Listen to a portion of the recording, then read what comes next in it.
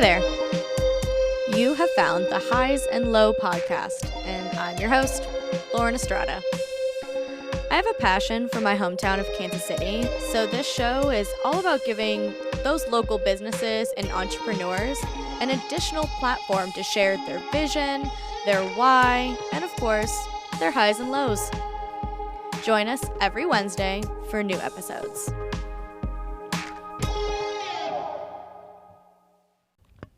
All right, everyone, welcome to another episode of The Highs and Low. I am your host, Lauren, and I am here with Connor Branson, owner of probably the coolest food truck you will ever hear of. Oh, man. It is the coolest. It is called You Wanna Pizza Me in the West Bottoms. Say hello, Connor. Hey, how's it going, everybody? That was just like, hey guys. Hello, everyone. Yes, I am the owner of a food truck, and I am a busy guy. He is a busy guy. Thank you for taking time. Actually, this is like one of his only days off, and he's like, "Yeah, I'll come be on your podcast." Hey, absolutely, I love being here. I would, be here doing a band practice at some point. That's anyway. A good point. Yeah. Yes, I know this guy. He has been in a band with my husband for many years. So this is another person that I've known almost as long as my husband. Crazy, super weird. But thank you again for coming, and we're gonna get started with some random questions to get the juices flowing, the creative juices. Oh yeah. Oh yeah. Ooh. Yeah. Okay. Would you rather be lucky or wise? I think today, being lucky can get you in a place where if you are also wise, that can kind of take over. Yeah. But so I think that first step the luck might be more important. Could be. It all depends. It's all person to person. It's all situational. But having that luck, that stroke of luck, or something falling in your lap. That's true. I might be talking about in my instance. I consider that to be a very lucky experience. And then if you can couple that with the brains, with the intelligence, and making the smart decisions, then you can wind up with something really special. That is true, because I feel like you can learn to be wise. Yep. From life experiences, and lucky helps because obviously you are gaining those experiences, as you said. That's usually when something happens. It's and luck can be privilege too, right? Luck can be it can come in different forms. Yeah. And where you wind up is a lot of times situational and a lot of times circumstantial. And I would consider myself to be a lucky person to be where I am, and not even the business, just who I am. Just being Connor, having the friends I do, all the experiences I've had, that requires some luck. Yeah, I know. I totally feel that. Yeah. What makes someone a success? What makes someone a success? Yet again, I feel like that's situational. It's situational, and my success can be somebody else's, not even kind of close to where they want to be, or vice versa, the opposite. So in your mind, your personal success, that's up to you, how you interpret it. Yeah. But there are also obviously tangible successes, financial success. Yeah. Networking success where, we're able to, from a business standpoint, create relationships we never would have in the first place. I would never know this person had I not been where I was at the time. Yeah. And that can lead to its own successes. So what makes a person successful is recognizing when they've made those jumps, when they've made those choices, and the payoff could be literally payoff, or it could be in enriching experiences or wonderful memories to look back on. Yeah. And I feel too, that's also celebrating the wins each day. So it's for sure. Yeah. You could choose to see whatever you want as a success, because obviously when you're feeling that positive emotion about that, then obviously you're going to pour that energy back into your business or back into your daily life. Yeah, for sure. All right, cool. I was, and we can get a little more into this later on too, but I started seeing a therapist. I went for about 3 months or so, just like a good once a week, 12 weeks of really trying to clear my head on how to run my business and how to manage stress, manage my time. I needed professional help with that. Yeah. And I was able to find a lot of those moments of, it wasn't necessarily a big triumphant day or, oh my gosh, we sold out all of everything we had and it was just this huge day. But I had to find these little moments of success, from minute to minute. Yeah. And there can be if you look for them. Yeah. It's like that the red car theory, where it's like once you're thinking of a red car, I think this has come up before. Once you're thinking of a red car, then all of a sudden you start seeing them. There are so many red cars. Yeah. Once you start thinking of how have I been successful today, or how have I had these moments of positivity today, then you can start finding them. And I think they outweigh the negative ones by a lot. And like that's what I was really trying to do, was like find these positives that can outweigh negatives. Yeah, because obviously too, like, it's hard because obviously when you're especially running a business like that if you have something that really is a big setback, obviously that's haunting you just thinking about it. But of course you get in that vicious cycle. If that's all you're thinking, then that, you have those days where like, why is everything piling up? Probably because you're still thinking about it. Yeah, it's like it's just heavy. And in my situation, it's just me and my fiance that are running our food truck. And there are, when you jump in like that, like I did, because I kind of did just jump in. We called it we had like the shallow end option when we were first starting. Yeah. We had the shallow end option or the deep end option. The shallow end option was to start our business as like a little pop up, like try and find like a downtown Lee Summit kind of situation, downtown where you just do like events and stuff. Yeah, like a Saturday night. Yeah. Kind of have some of the same setup, kind of have some of the same ideas and branding and but just quick one night. That was the shallow end. The deep end was what we wound up doing, which is okay. Now you own a food truck. It's here. Full send. Here we go. Yeah. For sure. For people that don't know about your business, so Connor has a food truck that actually isn't mobile. Like it's almost like a hybrid. It's a food truck, but it's stationary. Where is it at? Tell me a little bit about my immobile mobile unit, as the health department loves to call it too. Yeah. So we are at 1060 Union Avenue, which is down in the West Bottoms, right at the very front of the West Bottoms. You don't really even have to get that far into it. We are across the street or in the parking lot of a building called the Black Box. Yeah. And they are a theater, concert venue, kind of a performance spot of all different types. People will book it for private events. They have a bar in there too, so sometimes it's just a bar with karaoke. They do a lot of awesome shows, and I've known them for a long time.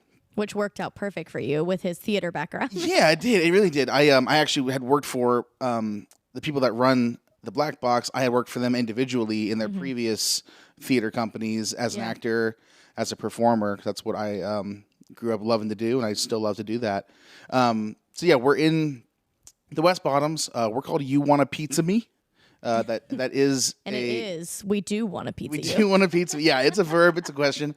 You want a pizza me? I get it all the time. I go pick up like today. I picked up flour from our supplier, and I'm like, hey, I got to pick up for you. Want a pizza me?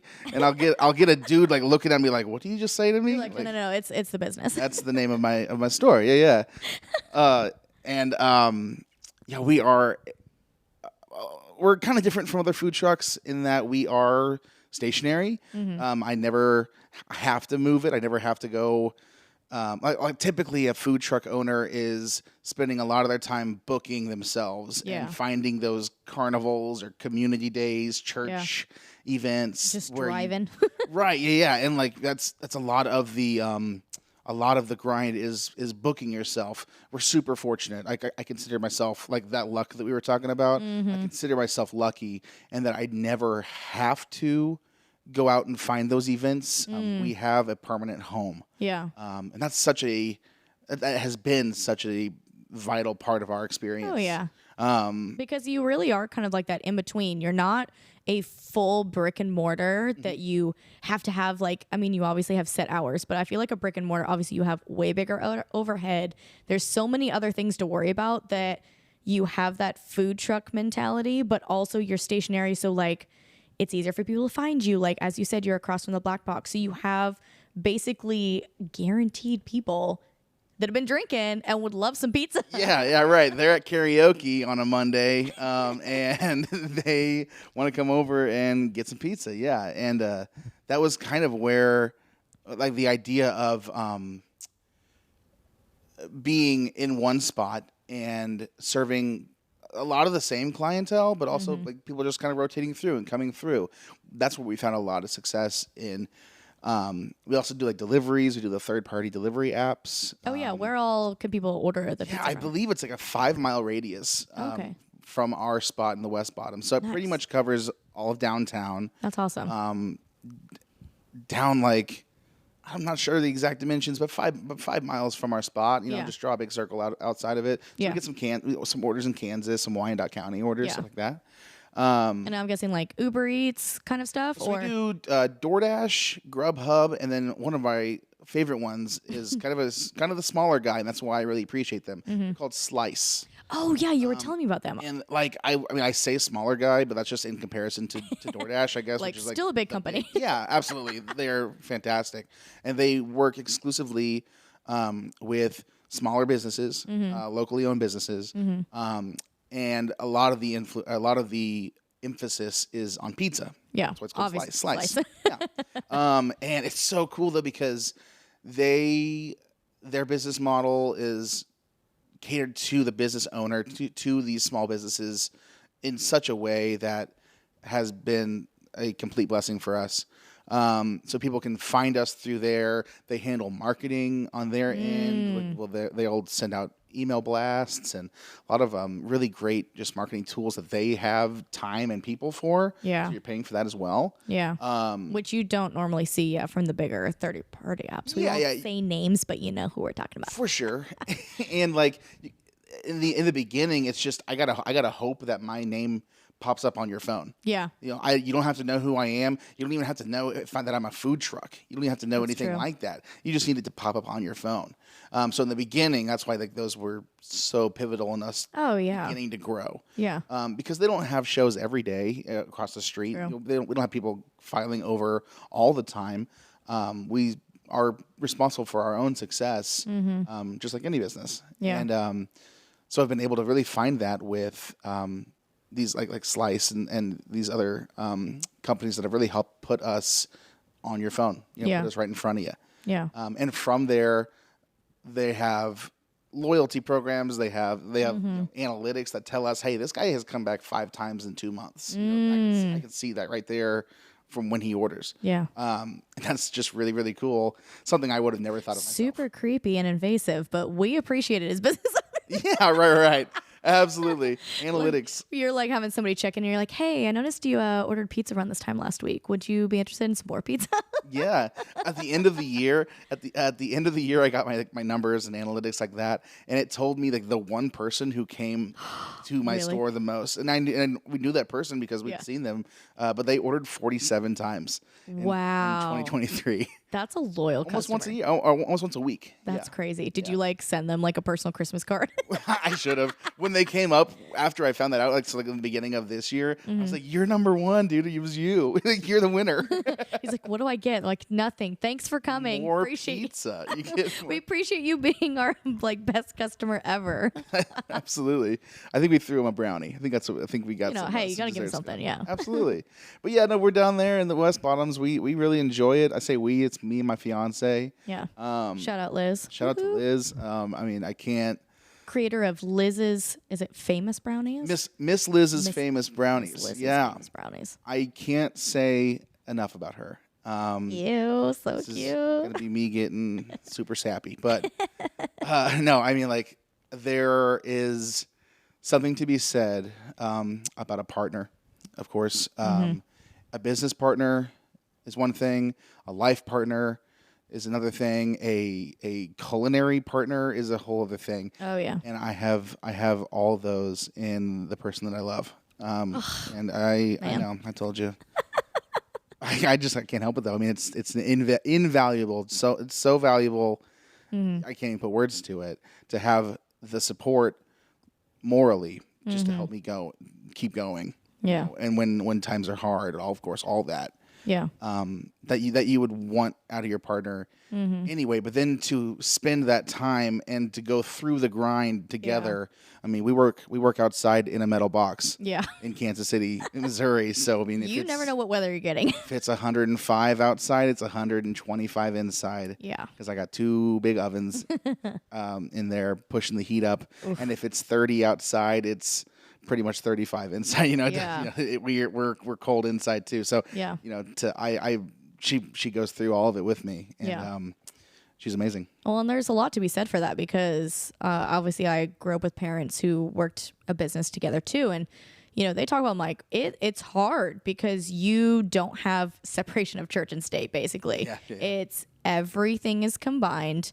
You have to almost be like, all right, no talking work once we get home. It's almost you need to have like two different. You're like, this is my work personality. This is my home personality. Yeah, and there will be times where I'm like, hey, I got to talk to you like Chef Connor right now. You know, because of like a kitchen detail. Yeah, I really want to make sure we do this specifically like this. Yeah. That I would never that fiance Connor would never go that route for any other kind of thing in our life. But that separation helps kind of like leave work at work, leave home at home. It's really important. Yeah. And I think you're right. But having a good partner regardless, and especially one that's on the same page as you, and you guys are both hustling together is just like the most, obviously that's what everybody wants. Yeah. Yeah. And there's something too about like down the line, like things that I look forward to. I look forward to not relying on her as hard. You know what I mean? I look forward to like you could hop in for a shift, but like don't worry about it, babe. Yeah. Oh man, when I can give her days off, she will be the one getting days off way before I get days off. Yeah, I know that. Yeah, Chef Connor gotta be out there slinging those Oz. I'll tell you, man. Like you're catching me at an interesting time. You're catching me. I hope to be able to come back one day if you will have me on your podcast. We'll see about that. We'll see how this goes. But I want to be able to come back one day and to look at today as like a bookmark like on the timeline. Yeah. Being like, man, this is Connor 2 years in because we are 2 years in. Yeah, because it was it was early May when you guys started. We opened in June of 2022. June. But we're 2 years into the grind, and grind is the word. Yeah.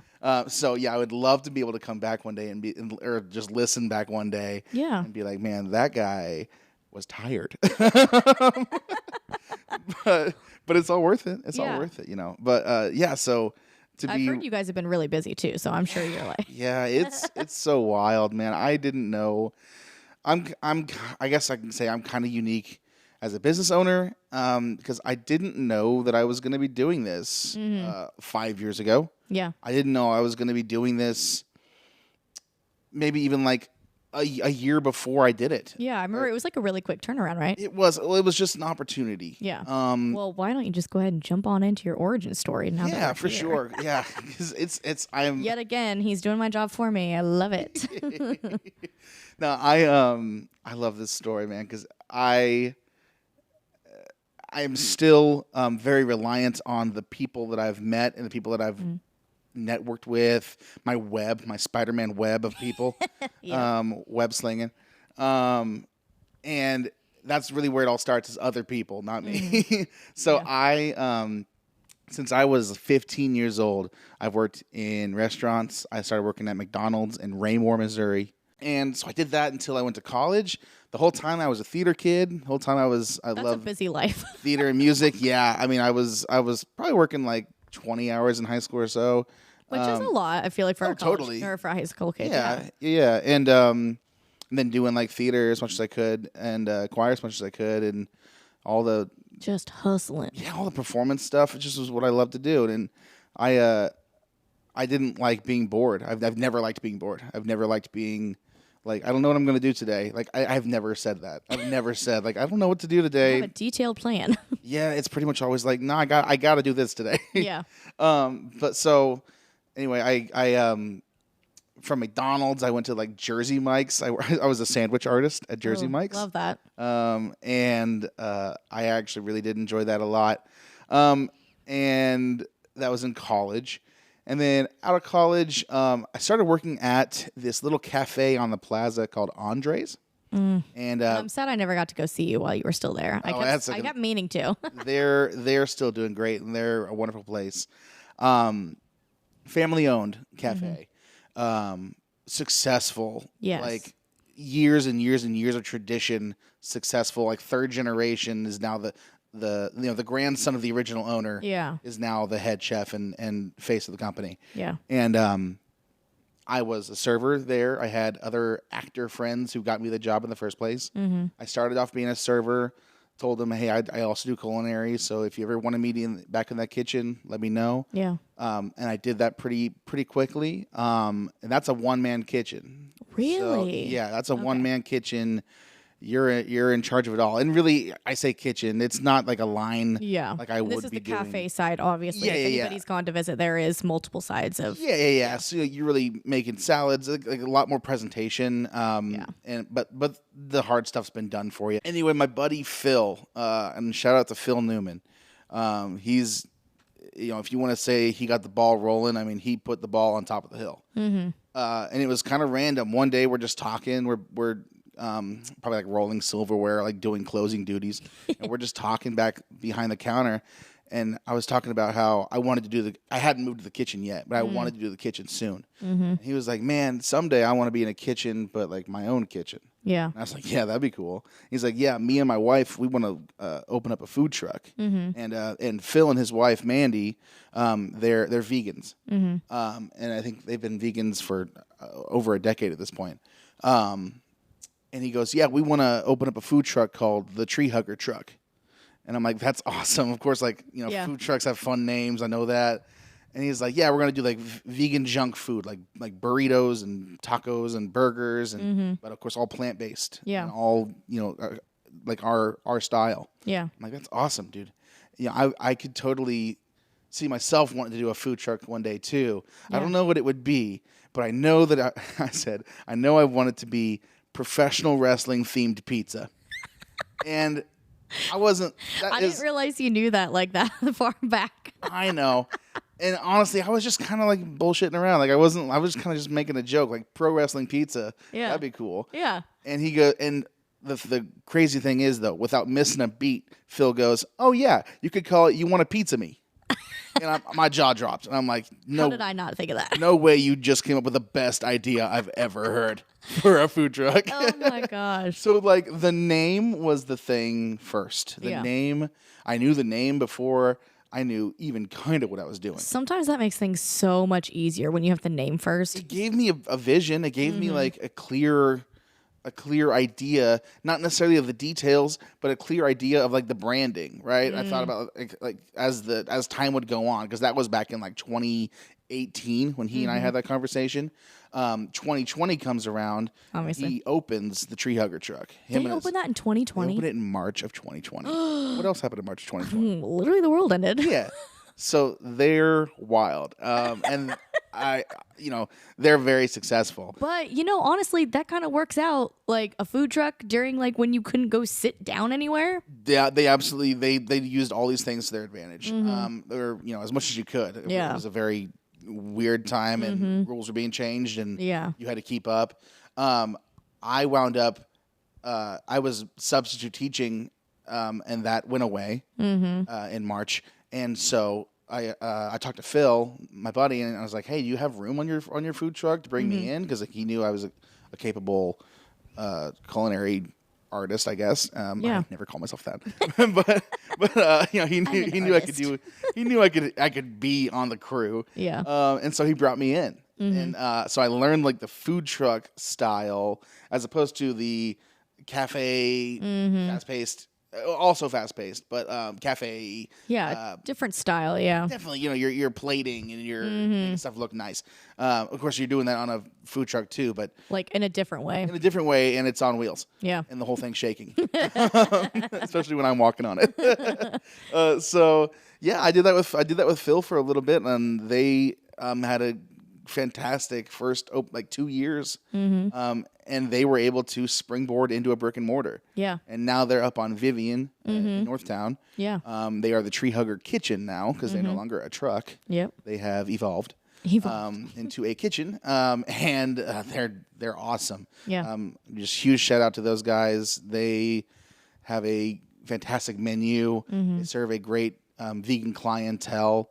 And in case anybody doesn't know, like I actually learned this when I was working at Hubcat, that Kansas City has one of the biggest like vegan collectives. Then like you wouldn't know that, but the amount of people that are vegan in Kansas City is actually like a really large number compared to like multiple places across the United States. That will absolutely tie into where we're heading here down this more. track. So we were going, I was working on his truck for a while. I wound up. The schools opened back up. That's what happened. The schools opened back up. I moved down to Lee Summit from up in Liberty to be closer to my parents. And my one of the reasons for that was because my mom wound up contracting COVID. Oh yeah. My mom had COVID really severely. In fact, like full on ventilator, worst case scenario, just nightmare. And my parents were divorced, and so I'm the oldest, and I had power of attorney in that situation. And so I was in charge of kind of that entire 6-week process of my mom going to the hospital, being put on a ventilator, miraculously pulling through. I got got one of those days I got the call being like, hey, the numbers are actually going up. Yeah. We're trending up. And she makes a full recovery. I think it was about an 8-week process. And she survived. They told me she had a 10% chance of surviving. That's crazy. And she did it. And she shout out to Leanne. She's wonderful. I mean, she's a strong woman. Yeah, like, absolutely. If anybody's going to do it, she was. Mm-hmm. And but that changed my life. Going through that. And, of course, like again, my partner being with me the whole time absolutely made it possible.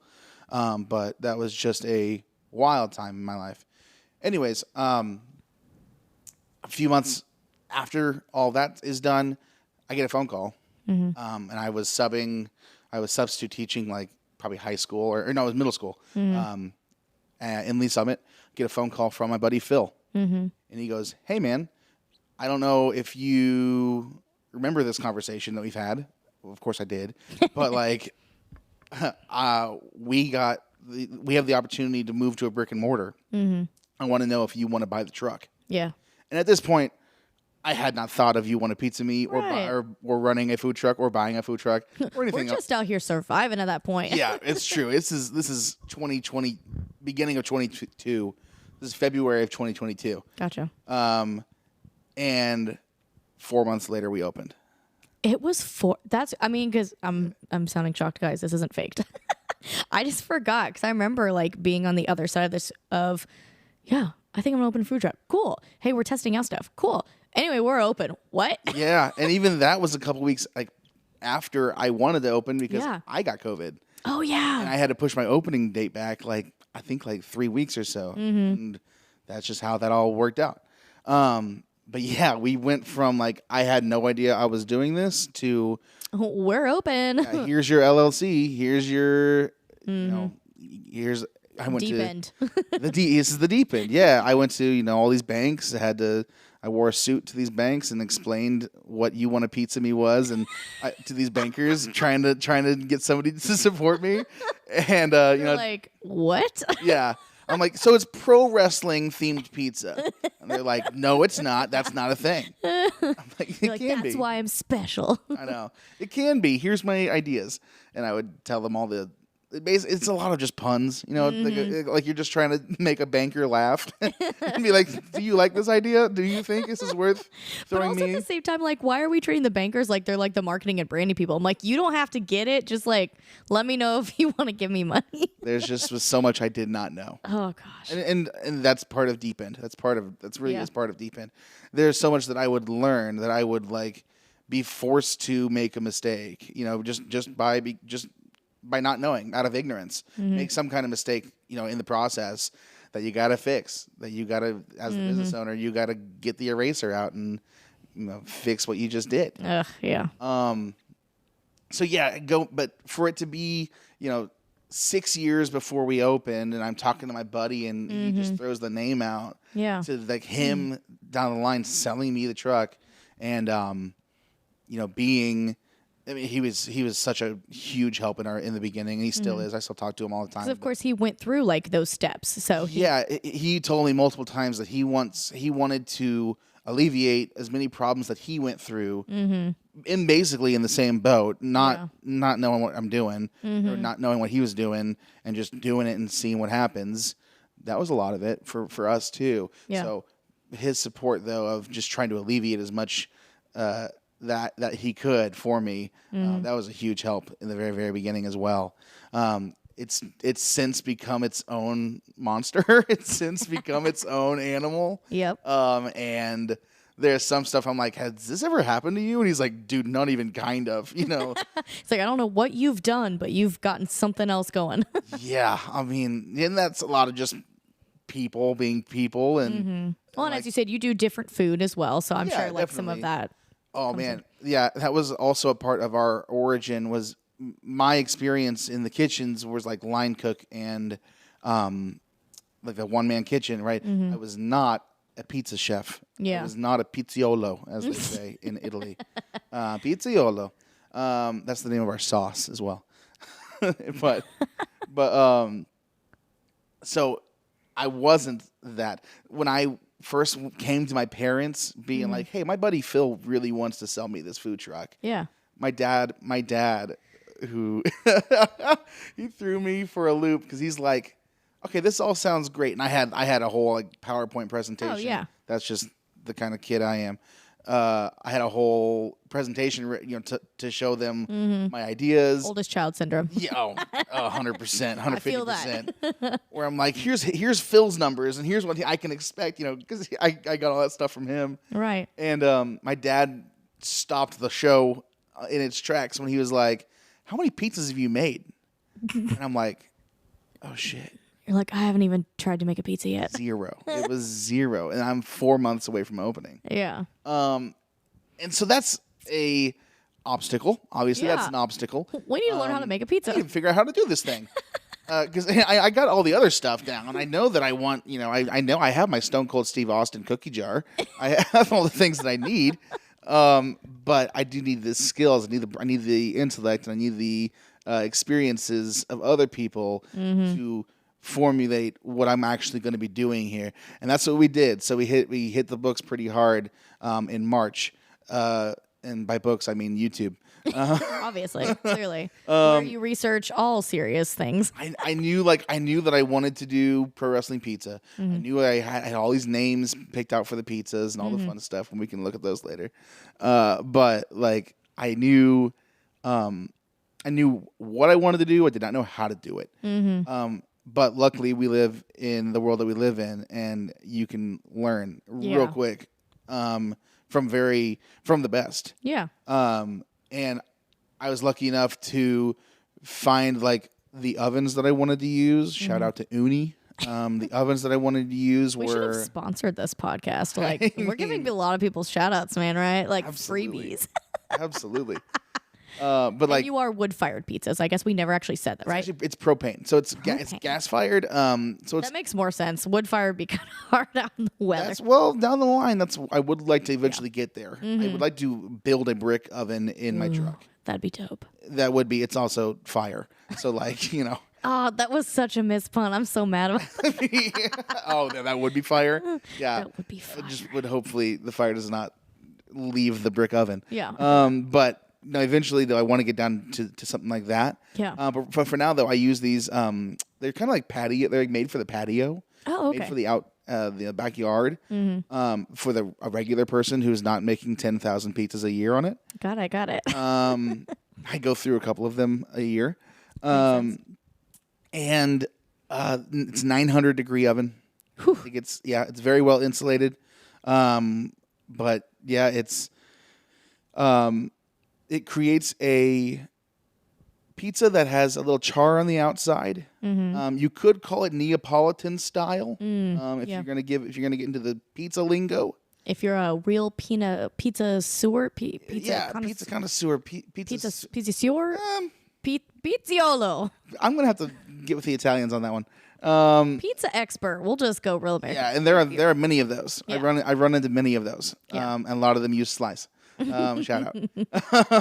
But yeah, you could call it Neapolitan style. Yeah. Kind of New York style, but a high heat, quick, fast cook. Mm-hmm. I knew that would be important in like for the food truck itself. Yeah, because you've got a line of people. You can't have pizzas taking 30 minutes to cook. Absolutely. Yeah. And we try for that, just for it to be a quick but good experience, of course, obviously with your business.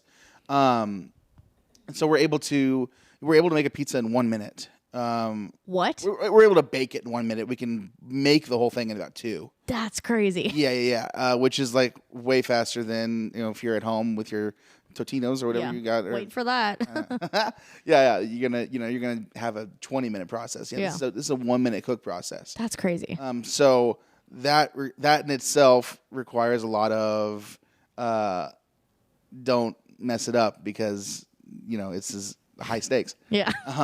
It's literally high heat. And so I knew like I wanted to use those ovens. I knew I wanted to have a pizza that would work for that oven. So I did my research, and I just was looking at all these different channels.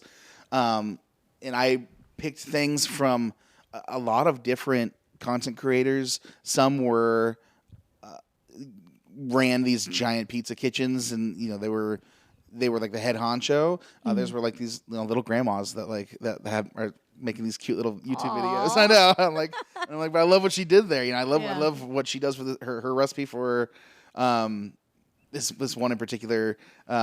Is the dough recipe that I wound up using. And because of the science behind pizza, which there's a ton of science behind pizza. I did not know that beforehand.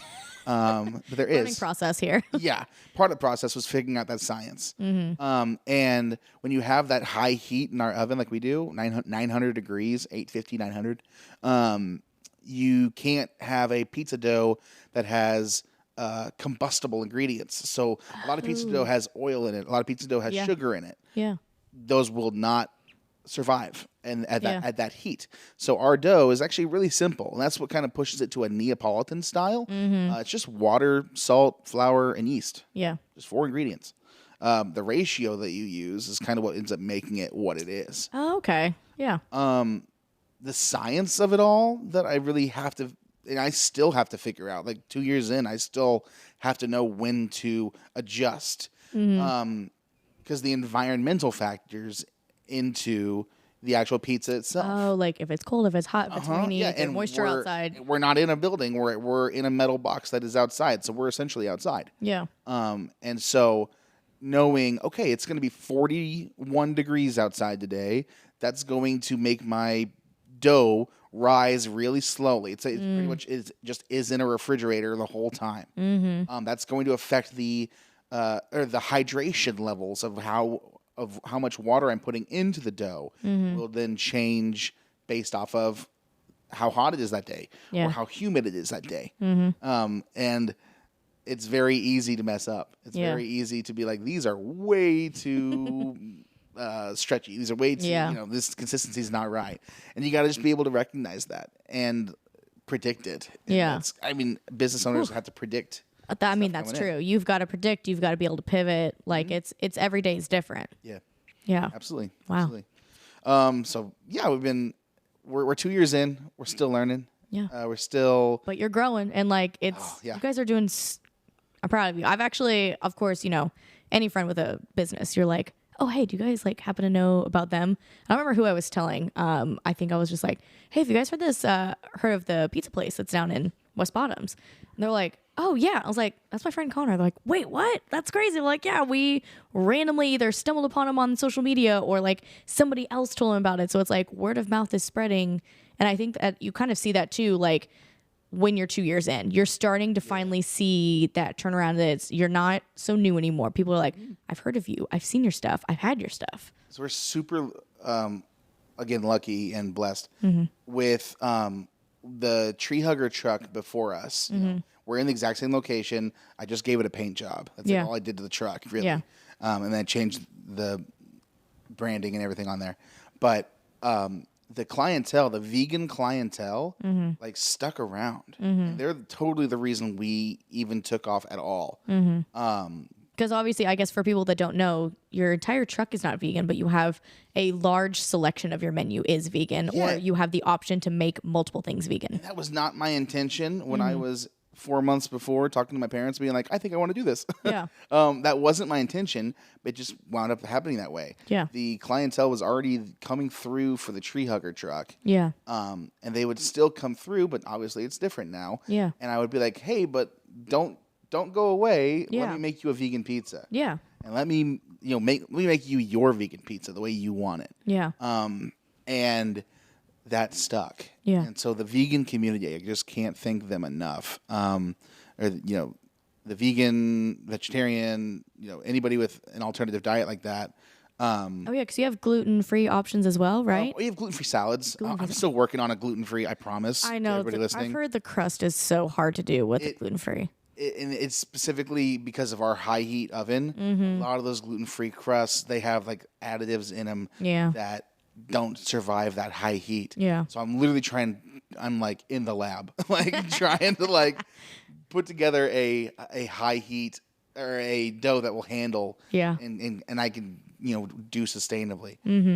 But we're still trying to, catering to people who don't eat meat, who don't eat dairy. And I wind up having, in 2024, we did like 65-35 vegan to non-vegan. Wow. And that wasn't my intention, but I'm absolutely going to be. But you're here for seeing it. that that's where the demand is. Like there is not like easy options for them to find, and especially like also probably in delivery, it's probably very hard for them to find vegan options. Sure, and you think about, there is no vegan giant corporation restaurants for somebody just to drive through.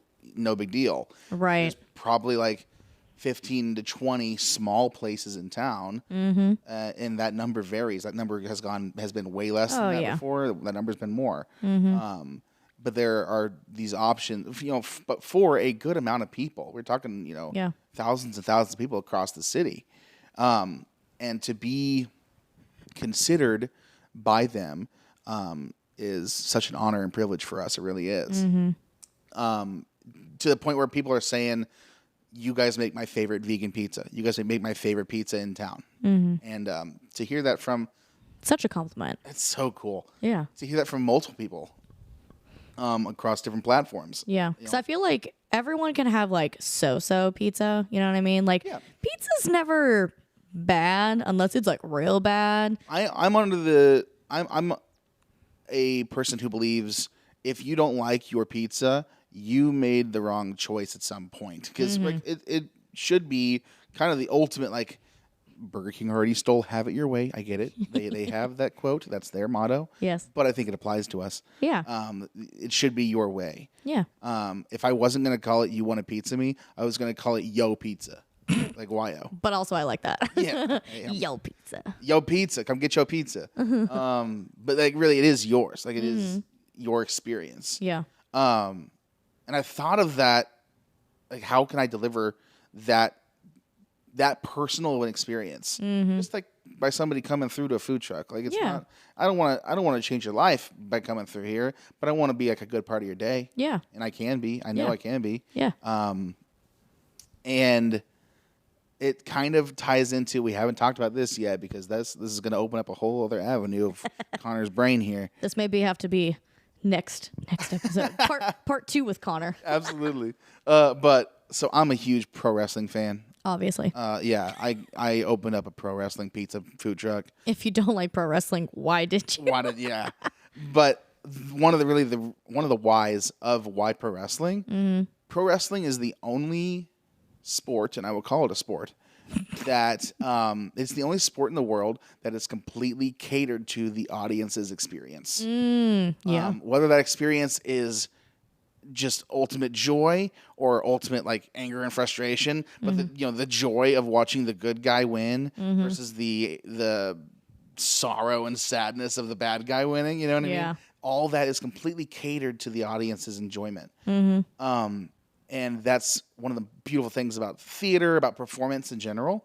Oh, that I've full always circle liked. here. I tell you what, but I've always loved that about pro wrestling. It's just it is theater, but it's completely catered to the audience's experience. I want my pizza to be like that.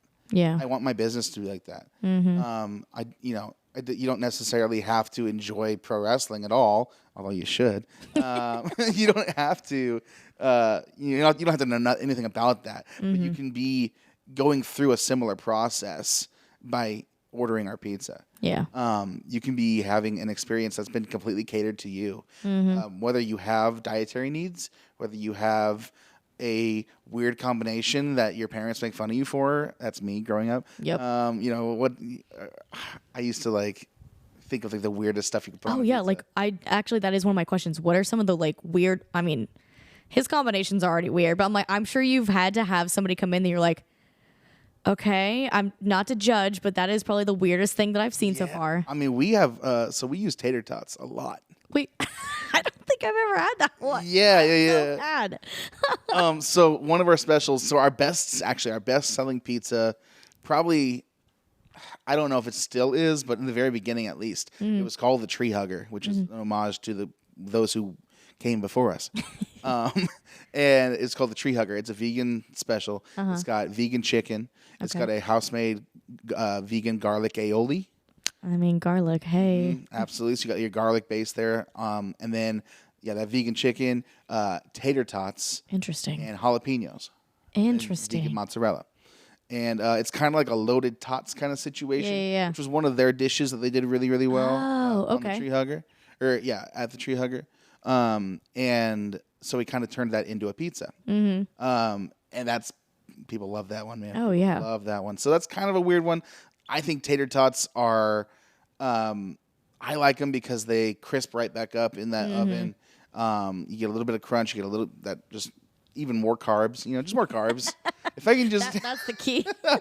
if I could just give you more carbs and, make you happy, with those. That makes sense. I will. That tracks. Our dessert pizza. So we've had a few dessert pizzas, but the one that's like never left the menu because of the demand is called the Donkey Kong. Okay. And that is Nutella, banana, and powdered sugar. Ooh. And okay. Yeah. I enjoy that one. That one came with its own set of mistakes that you just have to try and eliminate because we cook the pizza naked. We call it naked cook, where there's nothing on it. It's just the dough. You cook just that. Well, when you do that in a 900-degree oven, you got to do it real specifically. Yeah, because you don't have the moisture to like keep it when the other toppings normally do that. Nothing to protect the top. Yeah, no toppings on top to protect. Sunburnt pizza. Yeah, you want to try and avoid that. We call it. We say flame grilled char kissed. That is their fancy business mumbo jumbo. I guess I thought sunburnt. One got time. it. Yeah, exactly. Sunburnt. But no, for the Donkey Kong though, that one's great. That char though, I kind of also attribute that to Kansas City style, right? Because barbecue's so big around here, of course. Oh yeah. And just decades and decades of that culture. Char being that flame grilled, like that mark of flame on your food. Yeah. That's almost like a staple in every restaurant around here in some way, shape, or form. Yeah. Well, it works for bread as well. It works for pizza as well. Really, That's true. really good. That's true. So, you can get that. I get people ask me for like well done, and they really want it all charred up on the outside. I'm like, You're like, go. all Yep, right. get it. You asked for it. Now, in my research, I learned about what's called leoparding. It's a term called leoparding, and it's when you're making this specific style of pizza. If you're doing it correctly, you have little tiny dots all around the outside of char, and that's those air bubbles coming out to the top. Oh, yeah. Science in action. But but the science of the pizza, right? So that those air bubbles coming out and those catching a little bit of that char on the outside. It's called leoparding, or all around the outside, and that's what you want for those. Y'all pizzas. came for pizza. You got science lessons instead. Hey, as long as you come hungry, you leave happy. Yep, exactly. All right, cool. Well, on that note, obviously you've told us that your location. You're on Facebook, Instagram, any other social. See, Facebook, Instagram are the main ones. We do have a Twitter. We're working on a TikTok once I really want to get creative and maybe have a little bit more time on my hands, which I don't have any. Yep. But someday I will, and I'll make funny TikTok content. That's when you get TikToks. Yeah. And then what are your days of operation so people can come see you? We open Thursday through Monday, so over the weekend. We are there from 6 to 10 Thursday and Friday. We're there from 4 to 10 on Saturday and Sunday.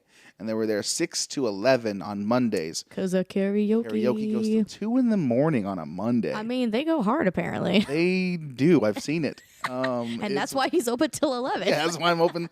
But it's also kind of cool, too, because a lot of those other vegan shops are closed on Mondays completely. Yeah. So to be an option for everybody, but specifically as well for vegans, to be able to come get some pizza and a little bit later than other places. That's a good point. Yeah, that's been a successful point to us, or successful thing for us to do as well. Yeah. So obviously I will drop the links in the description of the episode to make it easy for you guys to find them. Yeah. You need to go get pizza. You need to go get a Ms. Liz's famous brownie. You need to get all the things. And thank you so much for coming on. I appreciate you. I really appreciate you having me on. I'm very excited to listen. I really do want to, like, down the road, like, come back and listen to this and be like, man, yes, that guy was crazy for doing what he does. Yep. But, I mean, you know, it's all. I think most importantly, like, if you have persistence with all of it, you know, in whatever you're trying to do.